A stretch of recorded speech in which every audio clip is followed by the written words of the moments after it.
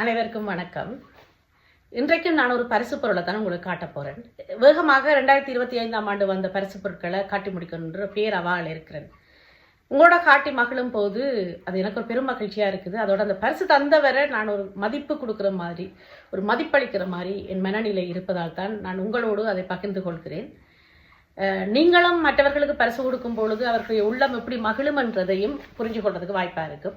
அதே போல் உங்களுக்கு கிட்டிய பரிசுகளையும் நீங்கள் ஒரு இப்படியான காணொளிப்படுத்தும் பொழுது உங்களுக்கு பரிசு தந்தவருக்கு மகிழ்ச்சியாக இருக்கும் என்ற ஒரு எண்ணப்பாட்டில் தான் இதை செய்து கொண்டிருக்கிறேன். இன்றைக்கு நான் காட்ட போகிற பரிசு, என்னிடம் BA தமிழியல் பட்டம் படித்து முடித்து பட்டம் பெறும் பொழுது என்னிடம் படித்த 3 மாணவிகள் இணைந்து தந்த ஒரு அழகான பரிசு.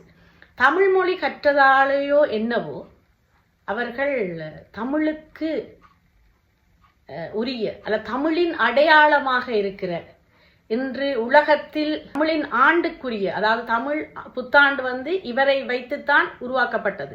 அதாவது ஆங்கில ஆண்டு எப்படி இயேசு கிறிஸ்தின் பிறப்பை வச்சு உருவாக்கப்பட்டதோ, அல்லது இயேசு கிறிஸ்தின் பிறப்புக்கு பிறகு அந்த ஆண்டு கணிக்கப்பட்டதோ, அதே போல இவரின் பிறப்பை வைத்து இவருக்கு பின் தான் தமிழ் ஆண்டு கணிக்கப்பட்டது.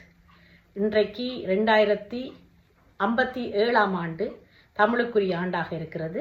ஆங்கிலத்தில் கிறிஸ்துக்கு பின் என்று சொல்வது போல இங்கு தீபி என்று சொல்லப்படுகிறது. அந்த தீபி என்னவாக இருக்கும்? கண்டுபிடிச்சிட்டிங்களா? நானே நிறைய க்ளூ தந்துட்டேன் உங்களுக்கு. நிச்சயமாக நீங்கள் கண்டுபிடிச்சிருப்பீங்க. சின்னாக்கள்டா கண்டுபிடிச்சிருக்கிறது கொஞ்சம் கடினமாக இருக்கலாம், ஆனால் பெரியவர்கள் நீங்கள் கண்டுபிடிச்சிருப்பீங்கன்னு நினைக்கிறேன். என்ன பரிசு என்றது உங்களுக்கு தெரிஞ்சிருக்கும். இருந்தாலும் நான் காட்டி மகிழணுமென்றதால காட்ட போகிறேன். இதோ நான் காட்டுறேன்னு பாருங்க. இந்த பையக்குள்ளே தான் இருக்குது அந்த பரிசு. பை பெருசாக இருக்குது, பொருள் சிறியது. கடுகு சிறிதென்றாலும் காரம் பெரியது என்பது போல இந்த பரிசு மிக பெரியது. தமிழை போற்றுபவர்கள் வீட்டில் நிச்சயமாக இவர் இருப்பார். நானும் தமிழ்நாட்டுக்கு சென்றால் இவரை வாங்கி வர வேண்டும் என்று ஆசைப்பட்டேன். தமிழ்நாட்டுக்கு சென்றால் வாங்க வேண்டும் என்று நினைத்ததை தமிழ்நாட்டுக்கு செல்ல முதலே எனக்கு பரிசாக அளித்த மாணவிகளுக்கு நன்றி. மாணவிகளின் பெயரை நான் உச்சரிக்க விரும்பவில்லை, அவர்களுக்கே தெரியும் யார் யாருன்னு. 3 மாணவிகள் முத்தேவிகள் போல 3 பேரும் அந்த கல்வி கற்க வந்த ஆண்டு 3 ஆண்டுகளுமே சகோதரிகளாக சேர்ந்து, ஒருத்தி பிரான்ஸ் நாட்டிலையும் 2 ஆங்கில தேசத்திலையும் இருக்கணும். 3 பேரும் இணைந்தே கல்வி கற்று 3 பேருமே இணைந்து அந்த பட்டத்தை முடித்து 3 பேருமே இணைந்து தங்களுக்கு கல்வி கற்றுக் கொடுத்த ஆசிரியர்கள் அனைவருக்கும் இந்த பரிசை கொடுத்ததாக நான் கேள்விப்பட்டேன். அந்த வகையில் எனக்கும் அந்த பரிசு கிட்டியது. அது என்ன பரிசுன்றது உங்களுக்கு விளங்கி இருக்கும் என்று நான் நினைக்கிறேன். இதோ என்ன பரிசு என்றதை காட்டுறேன். மிக கனமாக இருக்கிறது. ஏண்டா அதுக்குள்ள இருக்கிறது மிக கனமான ஒரு விடயம். அதெல்லாம் கனதியா இருக்குது. தூக்கம் மிக கடினமாக இருக்குது. மிக மிக கடினமாக இருக்குது. எங்களுடைய தமிழருக்கு பெருமை சேர்த்து கொண்டிருக்கிற தமிழ் மொழியின் அடையாளமாக இருக்கிற ஒரு பரிசுன்றதால மிக மிக மிக பாரமாக இருக்குது. இதோ கொண்டு வரேன் பாருங்கோ. இதுதான் அந்த பரிசு. இவர்தான் அந்த பரிசு. வான் புகழ் வள்ளுவர், தேன் தமிழின் வள்ளல் மன்னன் என்று சொல்லலாம். எங்களுடைய அடையாளம். தமிழ் என்றால் திருவள்ளுவர், திருவள்ளுவர் என்றால் தமிழ். திருவள்ளுவர் ஆண்டு என்றுதான் எங்களுடைய ஆண்டை நாங்கள் கணித்துக் கொள்கிறோம்.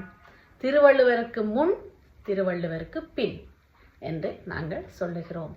சங்கம் அறிவிய காலத்தில் தோன்றிய அறநூல்களில் சிறந்ததாக பார்க்கப்படுற திருக்குறளை எழுதிய திருவள்ளுவர் என் கையில் பரிசாக கிட்டியிருக்கிறார்.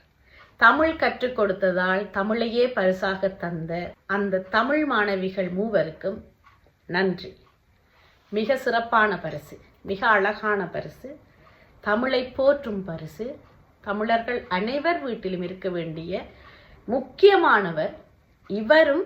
இவர் எழுதிய திருக்குறளும் தமிழர் வீட்டில் முக்கியமாக இருக்க வேண்டும். மொழி மத இனம் சார்பற்று எழுதிய பொதுமறை நூலான திருக்குறள் உலகத்தில் இருக்கிற அத்தனை பேருக்கும் பொருந்தும். அத்தனை மனிதர்களுக்கும் பொருந்தும். அத்தனை மதத்தவர்களுக்கும் பொருந்தும். அத்தனை இனத்தவர்களுக்கும் பொருந்தும். ஆகவே உலக பொதுமறை என்று அழைக்கப்படுற திருக்குறளை எழுதிய திருவள்ளுவரை எனக்கு அழகான பரிசாக அளித்த அந்த அழகிய 3 மாணவிகளுக்கும் நன்றி.